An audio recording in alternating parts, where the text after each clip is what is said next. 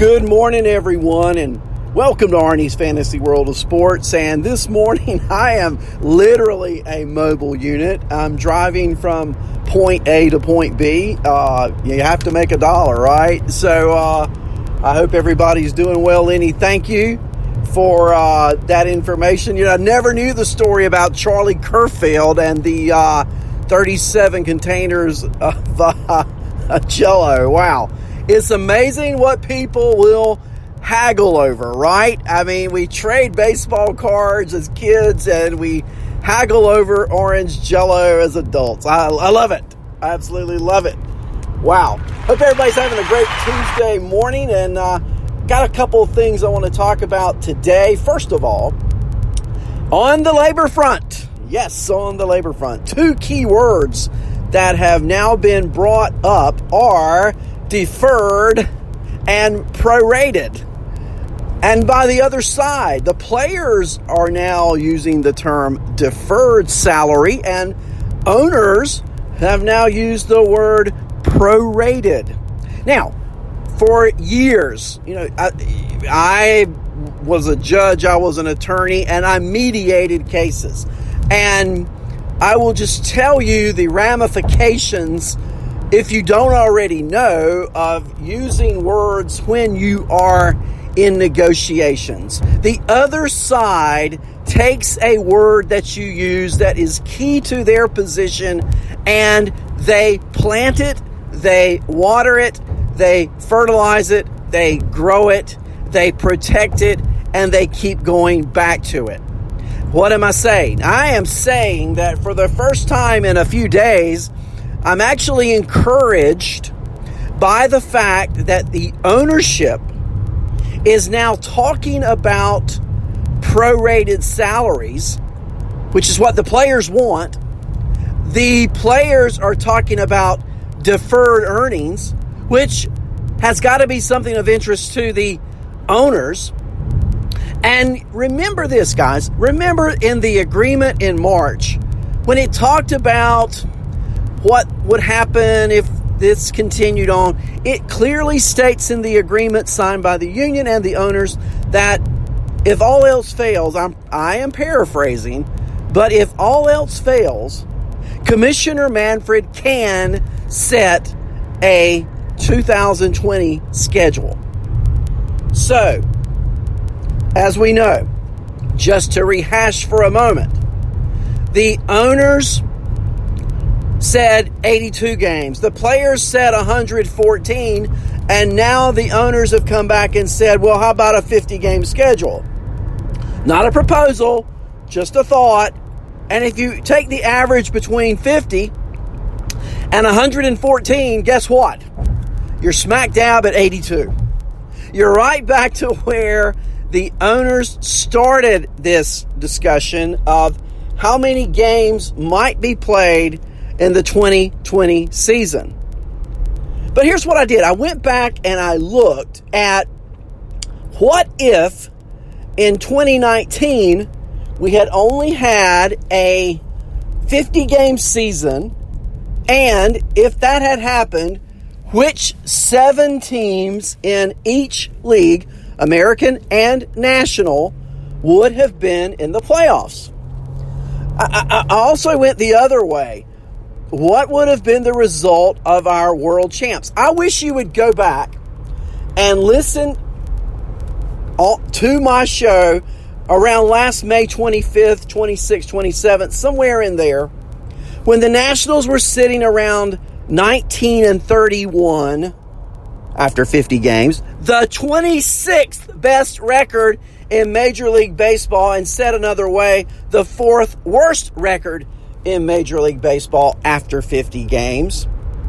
And I was telling you, look out for the Nationals. Go back and find my old shows. I guarantee you it's there, because I was talking about the Nationals in late May and early June before anyone else was talking about the Nationals, because they had over 110 games left in the season to rectify the horrible start. You don't have that opportunity in 2020. You get 10 games below 500, whether we've got a 50 game or an 82 game schedule, and you are done. You're done. You're toast. So who was playoff relevant? Yeah, playoff relevant in 2019 after 50 games. Let's first look at the American League. And the problem with doing this is some teams that already played over 50, some teams that only played 50 or quite a little bit under. But you had the Yankees and the Astros tied for the best record. So I don't know what you would do in 2020 if that were the scenario, because you couldn't go head to head, because the way they've got it figured out so far, the Yankees and Astros won't even play in 2020 during the regular season. So do you have a one-game playoff to determine who gets the bye? Because it's huge. Because whoever finishes second has right now the discussion, a 3-game set with the 7th place team. And let's go to the 7th place team in 2019. It was a tie. 2 Western Division teams, the Texas Rangers and the Oakland Athletics. And I guess they would have a playoff game, or they could do head-to-head, because they're going to be playing each other theoretically in 2020. But you've got to determine who's 1 and 2, and you may wonder who are the other teams. Well, I can tell you the other teams were Tampa Bay. They were Cleveland. They were Boston. And I've already talked about the Yankees, Astros, Rangers, and A's. So you have 8 teams, and you have to have 7 spots. Now, we'll talk about the National League in just a moment, but here's the point. You have 2 teams in Texas and Oakland who were right around 500. So you could have a sub-500 team after 50 games actually making the playoffs, which typically doesn't happen over the 162-game season. Let's say a team like, we'll take Cleveland, it doesn't matter, Minnesota, we'll take those 2 teams who were playoff eligible last year. Let's say the Twins run out and they're 34-16, just like they were last year. Let's say the Astros run out and they're 34-16, just like they were close to last year. Or the Yankees are 34-16. Let's say they all are just killing it to start with. You could very easily have a team under 500 making the playoffs, which just doesn't happen in our modern day 162 game 3-division setup. So how about our National League teams? This is very interesting. The Phillies would make it last year after 50 games. The Braves would make it. The Cubs would make it. The Brewers would make it. The Dodgers would make it. And now it gets interesting, because the final 1 spot is between Pittsburgh and San Diego. Yes, the Pirates, who were 2 games over 500 at the mark last year, they would make or be in the playoff picture with the Padres. And the winner of that play-in game would play, I don't know, maybe the Cubs. I'm just saying, after 50 games last year, the Pittsburgh Pirates, and how many of you guys thought at the beginning of 2019 that the Pirates were a playoff relevant team? I'm going to gander a guess and say no one. No one thought the Pirates. No one thought the Padres at the beginning of the season. And if I'm wrong, I'm wrong, but I didn't pick the Padres or Pirates to make the playoffs last year. I don't think you did either. But if they had just played 50 games, that's exactly who we would have had in the playoffs. Once again, the Phillies at 30-21, that's 51 games. The Braves at 29-23, that's 52. The Cubs are 29-20, 49 games.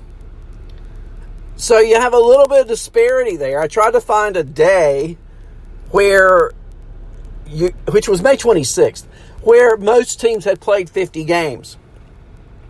But there are a lot of teams hovering. The Cardinals were 25-25. The Mets were 24-26. The Reds were 23-27. The Diamondbacks were 26-25. You get the idea. There were a lot of teams around that 7th spot. So I think I got a better idea. Instead of having 7 teams in each division, let's go to 9. Let's go to 10. Let's have 20 teams make the playoffs. Let's give teams 1 and 2 a bye. 3 play 8, 2 play 7, 3 play 6, and 4 play 5. If you have 10 teams, the top 2 can get a bye. Then seed 3 plays 10, and we go on from there. So, you have 20 teams in the playoffs. This is going somewhere, by the way. You have 20 teams in the playoffs. You have owners getting playoff money revenue. And remember how I started the show talking about deferred payment. We talked about that. That has now been mentioned by the players. Deferred payment of salary. Owners talking about prorated salary, which has been a player terminology usage. So here's what you could do. Do the prorated for 50 games, if that's what it comes to. And then combine that with a deferred payment plan utilizing playoff income, and with 20 teams involved, more TV revenue by then fans in the stands, and use that money as deferred money going into 2021. Now, here's what we don't know. There's the unknown there of how much that will be. But if it were deferred and the players had that waiting for them to be shared after the postseason, then you've got a plan from which you can work from, have a shortened regular season due to health concerns, have a longer playoff season. It's killing us in fantasy, of course. But we sacrifice the fantasy product in 2020 for the long-term good, right? Which is what we're asking owners and players to also do. The phraseology, we're in this together, applies across the board. So, more encouraged today than I have been. Still, nothing in place. I had originally said I thought we had to have something in place by June 1. Soft date. Okay, what is a hard date? If we're going to play by the end of June or 1st of July, and they've got to have 3 weeks of spring training, I don't see any way around a June 10 deadline, which means sometime next week at the latest, we've got to have this plan, whatever it is, knocked out in place if we're going to start baseball by the first part of July.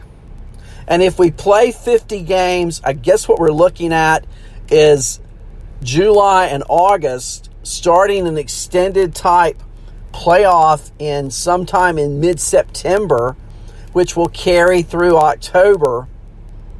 We don't interfere with next season. We take care of the health concern of finishing the season before winter or late fall arrive, trying to eliminate the possibility of no playoffs, because without playoffs, I'll tell you, without playoffs, There is no baseball season in 2020. The owners will not consider any type of plan